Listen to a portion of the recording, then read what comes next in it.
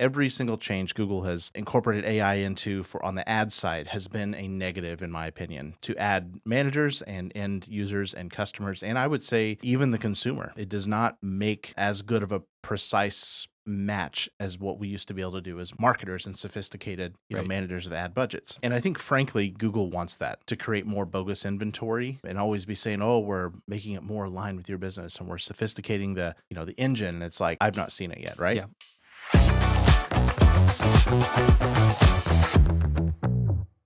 Welcome to the Maven Marketing Podcast. Today is Maven Monday. I'm your host, Brandon Welch, and I'm joined today by Kyle Big Chili DeBreaux.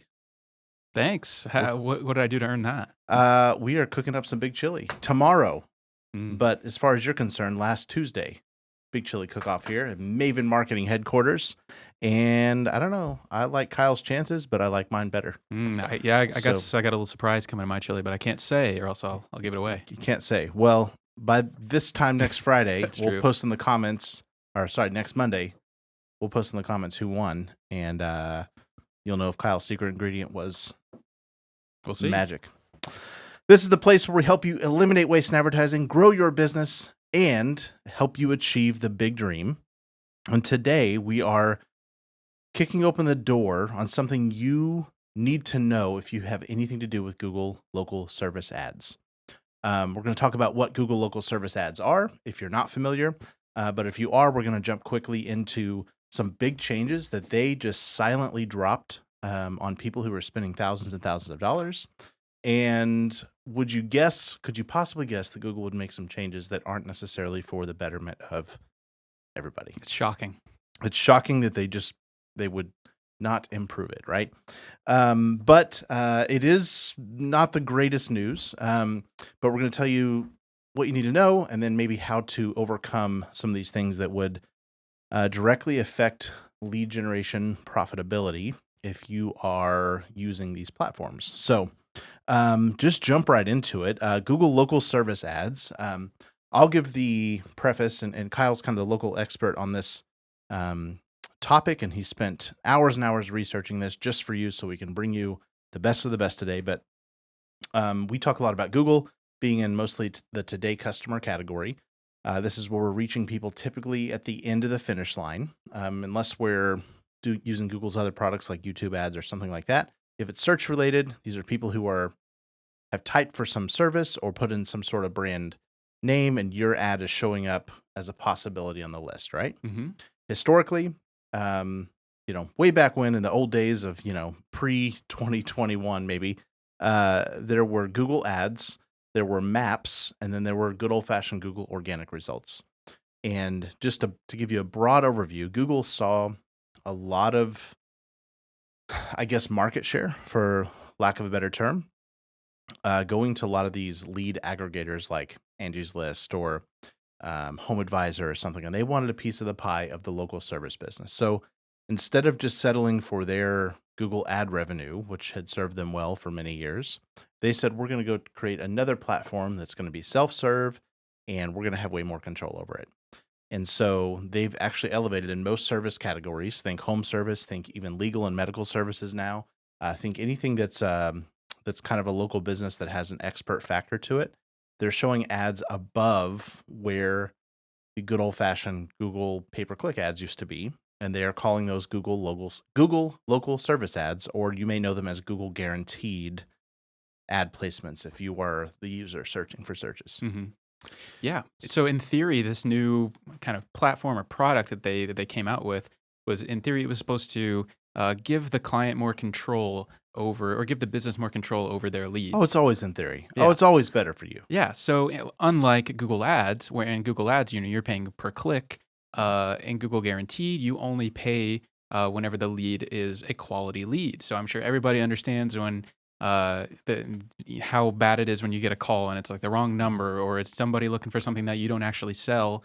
You sometimes, if you're using Google Ads, you're still paying for that because those people clicked on your ad, they clicked on your phone number, that type of stuff. You pay at the point they clicked, and there's no recourse, right? Right, exactly. You might pay in some categories $10, $15, $20. Like the market has gone up quite a bit over the years on those clicks. Right. So for Google Guaranteed, they were giving the control to the business owner they were able to give feedback and say this was the wrong number, this was not a good lead for me, and Google Mm, Guaranteed would actually credit them the money back. And so that gave a lot of control, and it was a really nice tool for business owners. yes. So if I search for a local electrician or something, um, if all the stars align and I'm on Google LSA and I'm the electrician and my ad shows up, rather than paying to paying for somebody to click and go to my website, it just takes them to this general page. Mhm. Now there's a lot to say about the quality and the just the general overall like propensity for somebody to do business with you on that type of interaction versus if they were aware of your brand and if they got to experience your website and all of its glory. Um, but what's happening is they're seeing an electrician and they're clicking on it. It's just going to a very, very generic page. Everybody has kind of the same fields they can fill in. Mhm. And then the person could call. They could say, yeah, I'm looking for an electrician.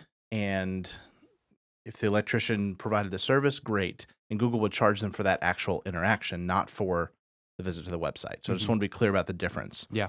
The cool part in the beginning, which is this kind of the subject and the pivot of today's topic, is that very easily you could say, if I called looking for a plumber and you were an electrician, you could say, no, I don't do plumbing. And you could manually click a button and say, Dispute. I'm done. Yeah, Yeah. dispute. This lead was no good. I don't want to pay for this. And Google would say, okay, sounds like that wasn't a good fit, and they wouldn't charge you the 50 or $100 or sometimes $150, Mhm. that costs to get those. And they would have like a human reviewing the call. They would Yes. go and they'd say, okay, you disputed this. Let's go make sure that you're telling the truth or whatever. They would review it. It would take a little bit of time because it went to a review process, and then they would credit you the money back. Indeed. Now, if you have been depending on that to get profitable leads, if you've been depending on Google LSAs for profitable customers, you're going to want to hear what's next because they took away what I would call the most valuable or the only valuable part of the whole equation, which is you cannot manually dispute those poor calls Mhm. anymore. Yeah.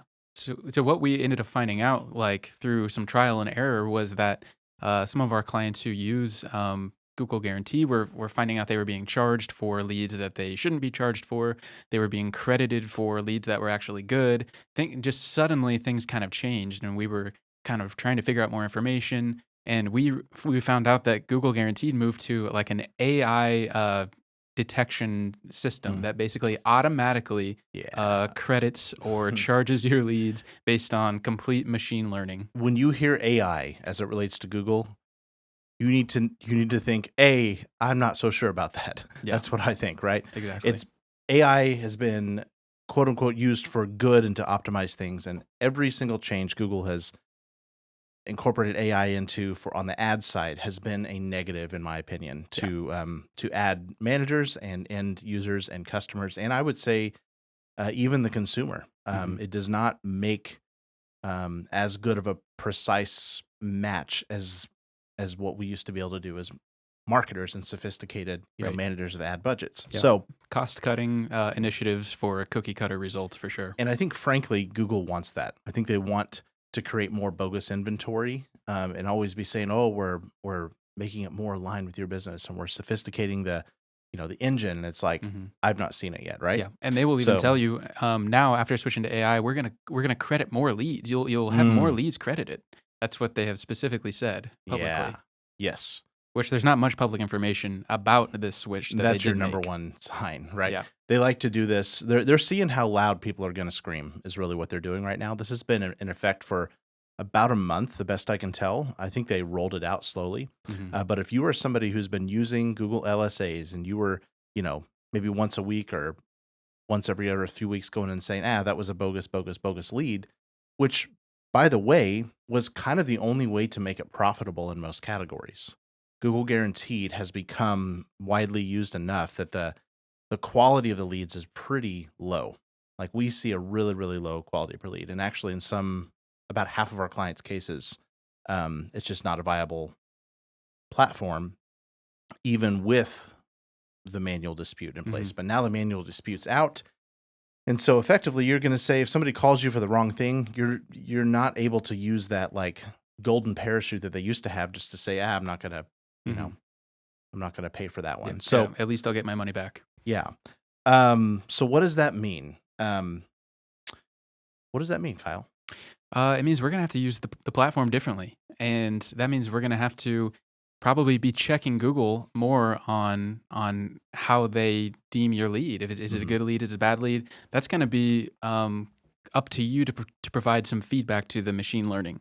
So, and one other thing I will add is that I know some of the people that we work with were using the mobile app Mm. for Google Guaranteed.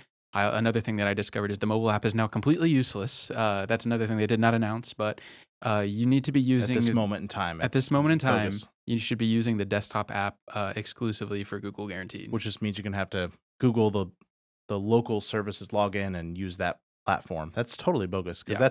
that's how the majority of people I'm aware of, you know the salesmen and the owner operators were doing that in the field. They were saying that was a bad lead, right? Right. So we're going to use the platform differently. Let's talk really quickly about how to determine if this is still even a viable option for you. Mhm. Because if you're not aware, you used to be able to set sort of a weekly budget. Um, they would suggest a number and they would say, "Do you want more leads, or do you want to determine what you pay per lead, or do you want the Google team to decide what you should pay per lead?" And basically, you kind of just have to let them choose it, and you put in a number, and you see how many you get, and if you like how many you got, you would increase the budget, right? Mhm. And there was really no more sophistication to it than that. That is totally contrary to the control that we still have on the Google Ads side of things, to where we can go in and control click and keyword bids manually. Mhm. And they're just basically how they were determining what you paid is how many of your competitors showed up to bump up that competitive price, but they never told you who was in the auction or what to expect. So what that resulted in to begin with was a lot of people would get really good results at first, and then it would just go to nothing. And that's Google like just whispering you, come in and put more money, come in and put more money. Mm. Well, the longer that happened, the less profitable those leads got. And so what you should be doing if you're going to go into using this, or if you've been using it all along, is you need a very, very quick record of what did I pay last week? What did I pay last month? Like a trending average. And then how many calls did I get in that same time period? Mhm. If you're not tracking that manually, and by the way, it will tell you when you get a Google lead over your phone or in the email, you'll be able to determine who that record is from. It won't be ambiguous. It'll say this is a call from Google Local Services, and you write that person's name down, and you need to track what did I spend on it and what did it end up netting me, because there is no real branding value to this, unlike tomorrow marketing, unlike other platforms that we say, you know what, the profitability is kind of a rolling snowball and it always gets better. This generally does not get better.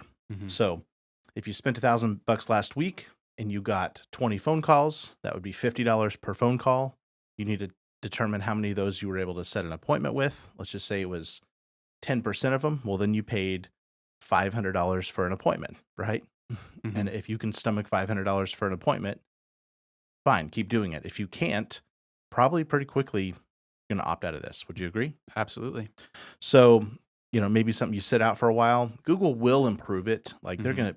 they're secretly probably listening to this episode and all the people griping on the internet about how bad this is. And Yeah. I um, would say as and one other thing as a direct action that you can take in response to the change that's been made, switching to AI. There is an option to provide feedback to the leads that come mm, in. I would say if you are using Google Guaranteed, I would be very, very diligent about providing feedback at least early on to see what happens. So you can rate the lead based on your yeah. satisfaction level. You can put in some notes in all of those leads that come through.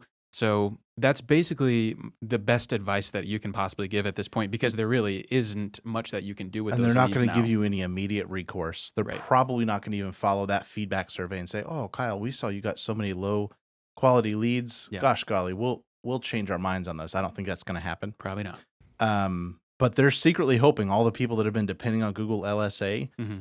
gives them enough data and feedback to quote unquote make the system better, and it probably will. Yeah. But like Kyle said, if you want to be part of the solution, and if you're kind of on that line of profitability where it's like, I can stomach this, as long as it stays about the same. Hmm. then just at least be diligent in giving them that feedback. Yeah. Because And hopefully the machine learning gets better at learning and Yeah. makes that more accurate for you in the future. gosh, it makes me so mad because Google's doing this with every product. They're saying, "Oh, we're gonna," and by the way, they're laying off people by the hundreds and thousands. Like, Yeah.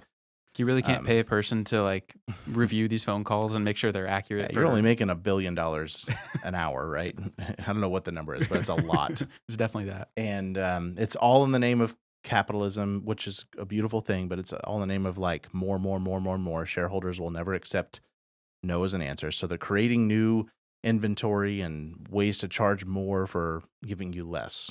And so you need to be skeptical of all these things. You're already skeptical, I know you are, because it's working probably not as good for you. We've heard from just about everybody that's been using this in our world that it's not what it was even a month or two ago, but Yeah. definitely not even with that what it was a year ago. For sure. So run those by us, how to maximize the best service going forward. Just final action items. Yeah, definitely. Just remember to provide feedback, rate those leads. Let's try to make the machine learning as good as we possibly can. If we're going to deal with it, let's try to make it as accurate as we can. So that can definitely be helpful. Use the desktop app exclusively. The Google reps have told me the mobile app is useless. Don't use it anymore. So if you are using Google Guaranteed, use it on the desktop app. And then I would even consider, if Google Guarantee is not working for you anymore, there are other avenues. There are other lead generation platforms like Google Ads or Facebook. We've had a lot of good luck in those other areas. So, it might be worth exploring other options. Yeah. Yep. Pretty cut and dry. If it's not working, just go to a different lead gen avenue. Of course, the best plans and the best marketing plans and the most profitable and the ones that really don't have to worry about this sort of stuff are the ones that have tomorrow customers in mind. And maybe this is a perfect time for you to reallocate that budget that's no longer working with you and start thinking longer term, like all of the companies that we are helping that are growing faster than their competitors. Even in an election season, even in a down market, even in an economy with headwinds, be building that tomorrow marketing, and then your today marketing, this lead gen capture just starts to kind of take care of itself. I will say our most profitable clients never use this service in the first place. Like, it can work, it can produce a result, but man, if your business is dependent on Google LSAs, it was shaky ground to begin with, and this is exactly why, because Google has all the control. And so what you want to be doing is building a brand and a bond with your community that happens long before the sale, so that when they need what you do, you automatically win that race because you've been running a marathon with them the whole time. So, hey, if you have a problem with your LSAs, I know Kyle and I know our team would love to just take a look at that with you and leave you better than we found you. Drop us an email to mavenmondays@frankandmaven.com and just ask your question. We may feature it on the show. We may just help you. We may just give you a quick answer to that problem. Or if you're lucky enough, Kyle may get on a call with you and just rock your freaking world because he's a genius. So if you like this episode, if you found it valuable, please rate it. Please click that thumbs up button. Please subscribe. That helps us reach more people and fulfill our mission of helping entrepreneurs grow and eliminate waste in advertising, that pesky advertising. We eliminate that waste every time we put a message out. We help another entrepreneur or another business make a better marketing decision. So we'll be back here every single Monday answering your real life marketing questions, because marketers who can't teach you why Just a fancy lie. have a great week.